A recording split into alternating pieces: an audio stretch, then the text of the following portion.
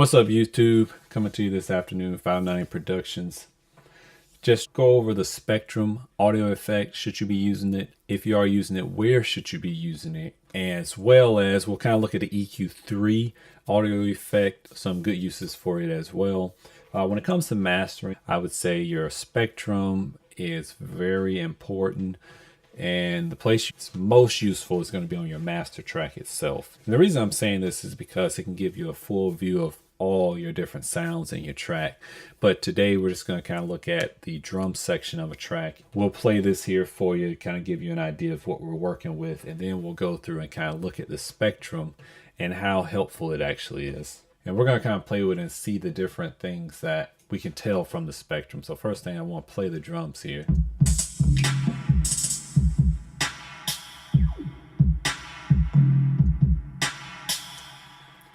All right, so the first thing I want you to notice here is that in our Spectrum, we have a block rate channel. That block rate actually is the higher it goes, the more you're going to sample, which is going to put more of a load on your CPU. The channel, left and right, is pretty self-explanatory. We have left and right because we're going to monitor both channels at once. Your refresh, you can turn it up or down depending on how robust of a computer you have. The higher you turn it, the more it's going to put a load on your CPU, as well as the average. Turning it up is going to do the same thing.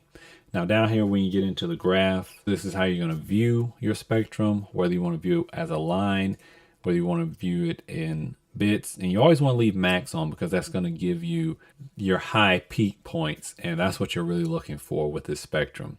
Now down here under scale, you can look at it either in a linear scale, a log, or a semitone, which semitone actually gives you the notes themselves, if you notice down here, along the x-axis. And the log, again, is where it was. Linear is really good for real high frequencies. As you can notice here, it goes from 5K, 10, 15, 20K is what we're actually monitoring. Not something you're going to use very often, but it's there if you need it. Down here on the bottom, you have an auto range, which right now our range is going from 12 to 180. For when you start off, you're going to leave it on auto. You can come back later and actually turn it to range when you're actually trying to fine tune things. But for starters, you're going to leave it on auto. Now this EQ3, which we have brought down here, you have your gain low, your gain mid, your gain high, but you can actually turn up your volume in your lows, your mids, as well as your high. And down here at the bottom, it gives you a range. This first one here, frequency low, we'll turn this on so you can see it all lit up. Frequency low tells you where you're starting your low frequency. So everything below 259 hertz, this is registering as a low frequency. So anything below that, I can turn up with the low. Frequency high is saying that everything above 262 kilohertz, I'm turning up with the high gain.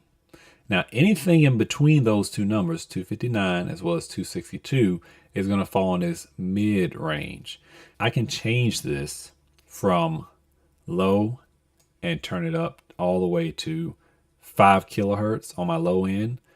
Or I can take and do the same with my high, turn it all the way down to 200 hertz, and that could be my range. That's what this whole thing does. And you can turn these on and off if you need be, each one. Pretty simple equalizer, mainly just messing with the volume. And I'll show you how we're going to use that here in just a second. Okay, so what we're going to do, we're going to look at the Spectrum of this little drum loop and just kind of show you some of the things to look for and how you can fine tune those things and where you would fine tune those things with the Spectrum and why it would be good at, especially on your master track. So let's give it a play here.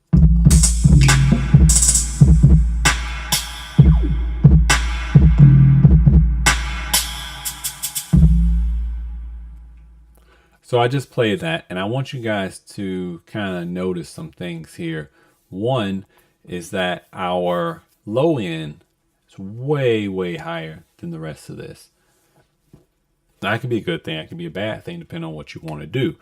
Right now, it's so high that it's obviously overpowering everything else to the point that the only thing someone's going to hear when they actually turn this on is this low end just killing their ears.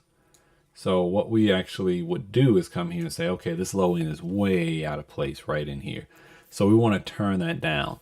So then we come over here to our EQ3. We're going to turn it on. And we're going to see what happens when we turn on the EQ3 and this line right here.